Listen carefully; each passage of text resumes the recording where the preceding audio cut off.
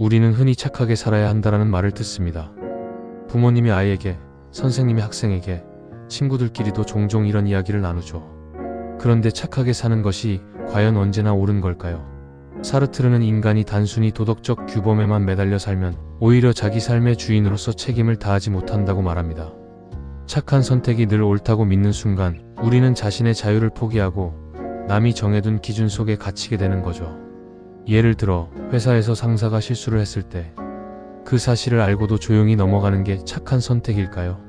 혹은 친구가 잘못된 길로 가고 있을 때 그저 네가 하고 싶은 대로 해라고 말하는 게 정말로 배려일까요? 그 순간에는 착해 보일 수 있습니다. 하지만 그것이 과연 상대와 나 모두에게 진정한 옳음일까요?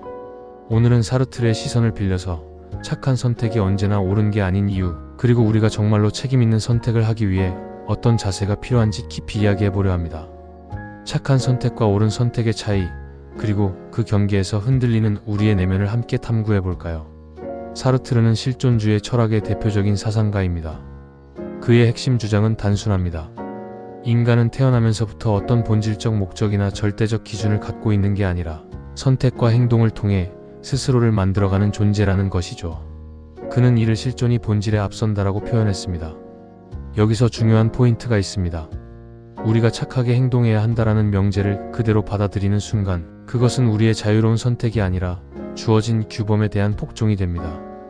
다시 말해, 내가 스스로 판단해서 착한 행동을 택했다면 그것은 진정한 자유의 표현이지만 단순히 착한 게 옳다라는 틀에 맞추어 움직였다면 그것은 자유를 포기한 것이 되는 겁니다. 심리학적으로도 이 부분은 흥미롭습니다. 많은 연구에서 사람들은 착한 이미지를 유지하려는 경향 때문에 스스로를 희생하거나 필요 이상으로 타인의 기대에 맞추려는 행동을 한다고 합니다. 이것은 좋은 사람 콤플렉스라고 불리기도 하죠. 문제는 이런 태도가 잠깐은 평화를 가져올 수 있지만 결국 자기 삶을 왜곡시키고 불만을 쌓이게 만든다는 점입니다. 사르트르가 경고하는 건 바로 이겁니다. 착한 선택만을 반복하다 보면 우리는 스스로에게 솔직하지 못하게 되고 결국 자기 존재를 외면한 채 살아가게 됩니다. 그는 우리가 매 순간 내리는 선택이 단순히 착한가 아닌가가 아니라 내가 진심으로 책임질 수 있는가를 기준으로 삼아야 한다고 말합니다.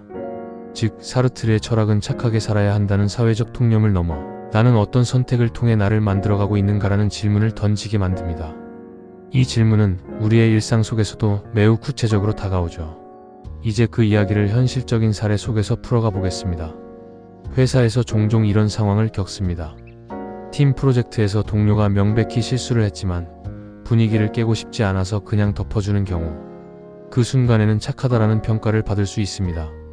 하지만 그 선택은 정말 옳은 걸까요? 동료는 자신의 실수를 깨닫지 못하고 결국 더 큰 문제를 만들지도 모릅니다.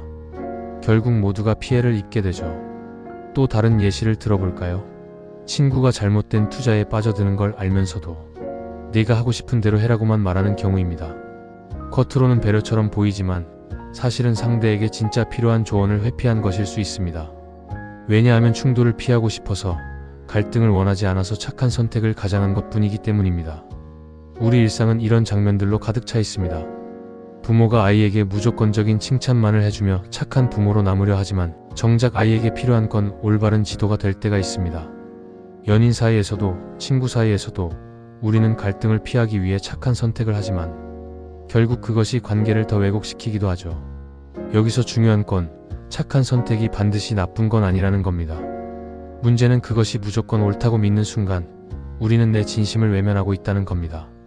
착한 선택 뒤에는 종종 두려움이 숨어 있습니다. 관계가 깨질까봐, 나쁜 사람으로 보일까봐, 혼자 외톨이가 될까봐. 하지만 사르트르는 그런 두려움 속에서도 결국 선택은 나의 몫이라고 강조합니다. 이처럼 착한 선택은 늘 옳지 않을 수 있다는 사실을 받아들이면 우리는 한 걸음 더 나아가 책임 있는 선택을 고민하게 됩니다. 그렇다면 이제 중요한 질문이 남습니다. 어떻게 하면 우리는 착한 선택과 옳은 선택의 차이를 구분하고 책임 있는 삶을 살아갈 수 있을까요? 첫 번째로 필요한 건 자기 내면을 정직하게 들여다보는 일입니다. 내가 지금 하려는 선택이 진심에서 비롯된 것인지 아니면 갈등을 피하려는 두려움에서 비롯된 것인지 스스로에게 물어야 합니다. 단순히 착한 사람으로 보이고 싶은 마음 때문이라면 그 선택은 결국 옳지 않을 수 있습니다. 두 번째는 불편함을 감수하는 용기입니다. 착한 선택은 보통 관계를 부드럽게 만들지만 옳은 선택은 종종 불편함을 동반합니다. 예를 들어 동료의 실수를 지적하는 것은 당장은 어색할 수 있지만 결국 팀 전체를 살릴 수 있습니다. 친구에게 위험한 선택을 말리는 건 갈등을 불러올 수 있지만 장기적으로는 그 사람의 삶을 지켜주는 일이 될 수 있습니다. 세 번째는 책임을 끝까지 지는 태도입니다. 사르트르는 우리가 내리는 모든 선택은 우리 자신뿐 아니라 인류 전체를 대표하는 것이라고 말했습니다. 즉, 내 선택이 다른 사람에게 어떤 영향을 줄지도 고려해야 한다는 뜻이죠. 책임 있는 선택이란 단순히 개인의 자유를 누리는 게 아니라 그 자유가 타인과 세계에 미치는 결과까지 감당하는 것입니다. 또 작은 실천에서부터 시작하는 게 중요합니다. 오늘 하루 누군가에게 무조건적인 착한 말을 건네기보다 진심에서 우러난 솔직한 조언을 해보세요. 갈등을 두려워하기보다 상대를 진정으로 존중하는 마음에서 나온 말이라면 그 자체가 옳은 선택이 될 수 있습니다. 이처럼 우리는 착하게 보이는 것을 넘어 책임 있게 사는 것을 목표로 삼아야 합니다. 그렇다면 이 과정에서 우리가 잊지 말아야 할 메시지는 무엇일까요? 바로 옳은 선택은 때로는 힘들고 외로워도 결국 자신을 진짜 나답게 만든다는 사실입니다. 우리는 살아가면서 수많은 순간 착한 선택을 할지 아니면 옳은 선택을 할지 갈등합니다. 착한 선택은 당장은 따뜻하게 보이고 모두가 편안해집니다. 하지만 그것이 항상 옳다고 말할 수는 없습니다. 때로는 착한 선택이 진실을 가리고 관계를 약하게 만들고 나 자신을 외면하게 만들기도 합니다. 사르트르는 말합니다.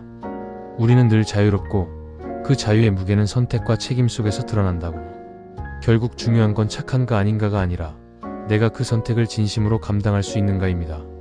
옳은 선택은 종종 불편함을 동반하지만 그 과정에서 우리는 더 깊은 관계를 맺고 더 진실한 나를 발견하게 됩니다.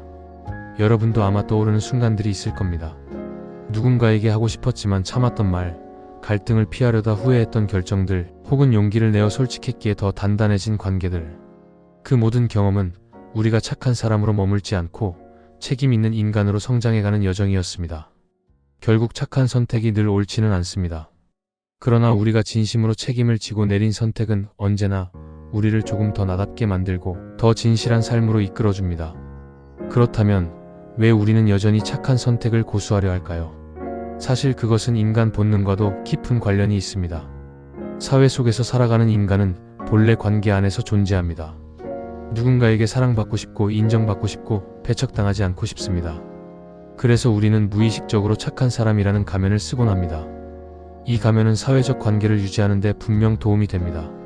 하지만 문제는 그 가면이 시간이 지날수록 우리 본 모습을 가려버린다는 데 있습니다.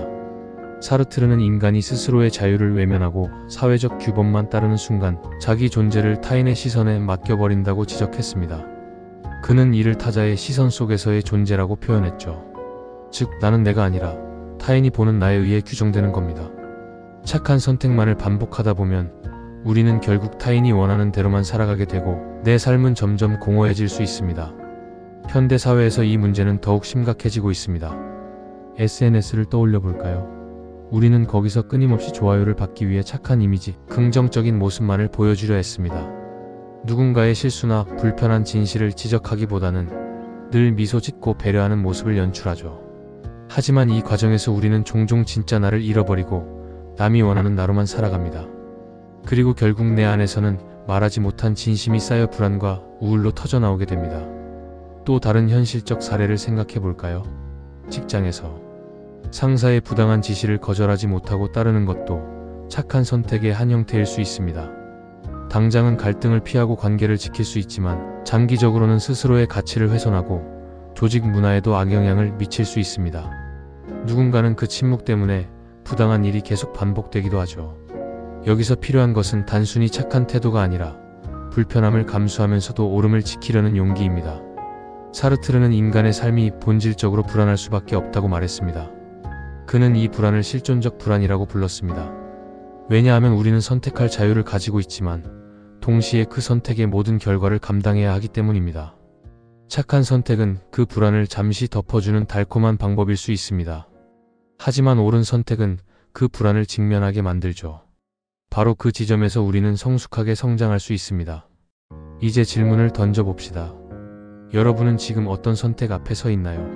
직장에서, 가족 관계에서 혹은 친구와의 관계에서 갈등을 피하기 위해 착한 선택을 하고 있지는 않나요?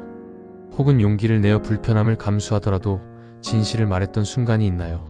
그 경험이 여러분을 어떻게 변화시켰나요? 철학은 결국 삶을 더 깊이 바라보게 만드는 도구입니다. 사르트르의 말처럼 우리는 끊임없이 선택을 통해 나 자신을 창조해 갑니다. 그렇다면 나는 어떤 선택을 통해 나를 만들어가고 있을까요? 그리고 그 선택은 진짜 나다운 삶으로 이끌고 있을까요? 착한 선택이 늘 옳지 않다는 사실을 깨닫는 순간 우리는 더 이상 좋은 사람이라는 이미지에 머물지 않고 책임 있는 인간으로 거듭날 수 있습니다. 그것은 쉽지 않은 길입니다. 때로는 갈등을 불러오고 고독을 동반하기도 합니다. 하지만 그 길 끝에서 우리는 남이 그려준 모습이 아니라 내가 선택한 진짜 나 자신을 만나게 될 겁니다. 그리고 그때 비로소 우리는 알게 됩니다. 옳은 선택은 나만을 위한 것이 아니라 나와 연결된 모든 사람을 위한 선택이었다는 사실을. 착한 선택은 순간의 평화를 줄 수 있지만 옳은 선택은 더 깊은 신뢰와 진정성을 남깁니다. 여러분도 오늘 하루 작은 선택의 순간에서 이 질문을 던져보면 어떨까요? 지금 내가 하려는 선택은 착한 선택일까? 아니면 옳은 선택일까? 그리고 나는 그 선택에 진심으로 책임질 준비가 되어 있을까? 이 질문을 가슴속에 품고 살아간다면 우리는 조금 더 두려움 없는 삶, 조금 더 나다운 삶을 살아갈 수 있을 겁니다.